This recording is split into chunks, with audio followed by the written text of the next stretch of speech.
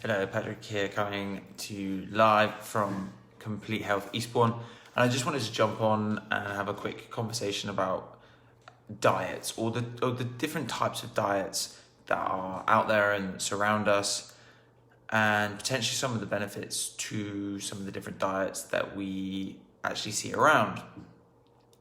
So some of the most common diet obviously in the UK is being an omnivore, which is both a mixture of plant-based foods, so stuff like your vegetables, your fruits, your nuts, your seeds, your grains, and then including stuff like milk, dairy, eggs, etc., and also including meat as well. So this is kind of one of those diets that is an eat and everything-itarian.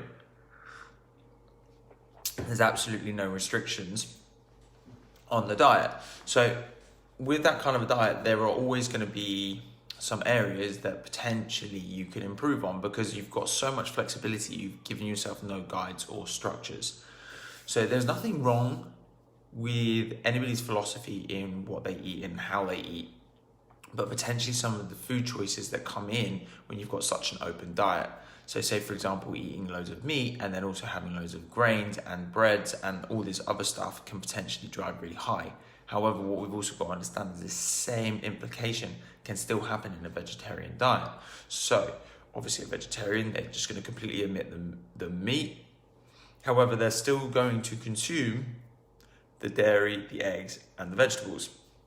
And then you've got your vegan-based diets, which is exactly the same. Again, we're just going to take all the dairy and the eggs out. Now, personally, I've followed a vegan diet for the last 3 years, and I can probably explain some of the changes that I have had. So one of the biggest changes I had was reduced levels of inflammation. I've had reduced levels of weight gain. So my body fat percentages have dropped down. My cholesterol has dropped down. My blood pressure has dropped down. And so there are loads of these different benefits to eating a plant-based diet. Now, that being said, can you still be healthy on a meat-based diet? And I would say, yes, you certainly can, but you have to understand where your food is coming from.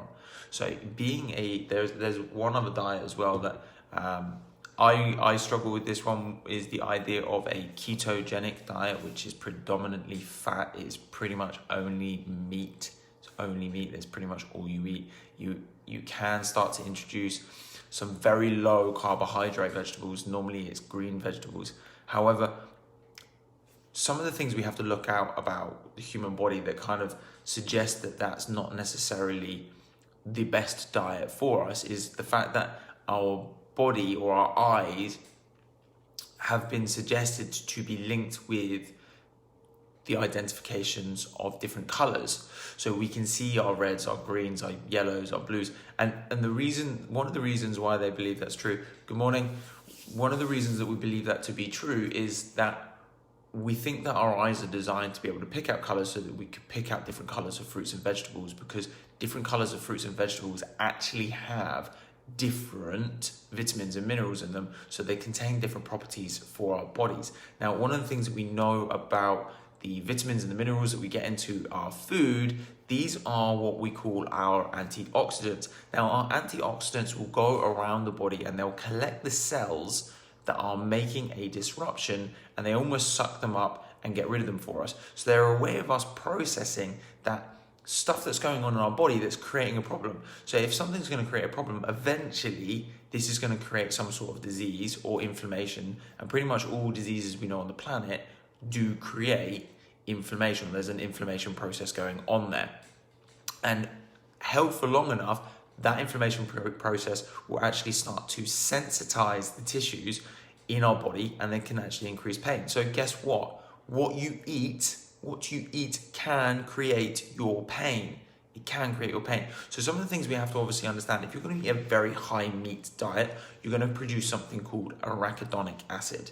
Arachidonic acid is the precursor to inflammatory markers in our body.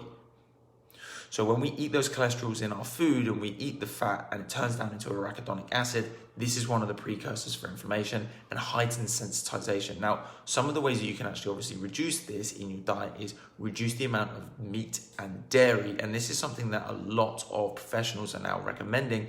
If you go as far as people like Arnold Schwarzenegger, who have been eating meat by the boatload for years because of their bodybuilding careers, are now actually campaigning, and same again with Mike Tyson, by the way, these guys are now campaigning the idea of eating a more plant-based diet because this is what the research is starting to suggest to us. Now, the only reason why in this country we possibly eat much more meat is that the food industry is in control of the market, not necessarily the celebrities. And so we're starting to see a bit of a shift in how much fruit and vegetables are actually starting to be consumed.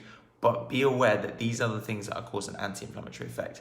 Now, if you do want to eat meat, that's fine. I have no problem with that. But what we want to understand about meat is if we are going to eat meat, the thing that makes it even more inflammatory than normal is the way that the meat or the cattle is raised. So if the cattle is being raised in a battery farm, e.g. in close quarters, the cattle is most likely or more likely to get sick, and as a result they're going to feed it a lot more antibiotics, and so as a result this can actually start to affect the quality of the meat. Now, something else that's very interesting with cattle or battery farmed cattle is it's predominantly fed grain or soya. Now, what this does is it makes the cows or the chickens or the pigs fat very fast. Now, the thing is that obviously affects the volume of fat in your meat, but it also affects the quality because, again, those cattle that are high in these low quality fats will start to produce more of the arachidonic acid. That being said, if you can get free range or organic meats, they're typically fed on grass, which means that they're much higher in omega-3, which is an anti-inflammatory. So it's interesting because this is the stuff that they do not teach you in the supermarkets. This is the stuff that they do not teach you at school. This is the stuff that they hide in the food industries because it would influence actually the decisions that we would start to make. And if you're going to eat something that you know is going to cause you an issue or going to make you sick, would you eat it? And the reality of it is no. If you knew that you were going to eat that pizza and you were going to get food poisoning later that day, you would not eat that pizza. So just a few rules, like a few guidelines. For me, I personally, like I say, I've been eating a plant-based diet for 3 years. It's really helped me. I've suggested eating more vegetables to a lot of my clients. We obviously supply supplements in the clinic to try and encourage those antioxidants that people are not consuming in their diet. And this is the reason why we do supplementation, because a lot of the time people are not hitting the adequate volumes. We wouldn't need to supplement if the food quality and quantities of the right foods were being consumed. Guys, it's been such a pleasure to speak to you again this morning. That's all I've got time for this morning. It's Patrick Hock here from Complete Health. If you guys have got any questions, leave them in the comments below. Equally, you can reach out to us on the phones. We are on Facebook, we are on YouTube, and we are on Instagram as well.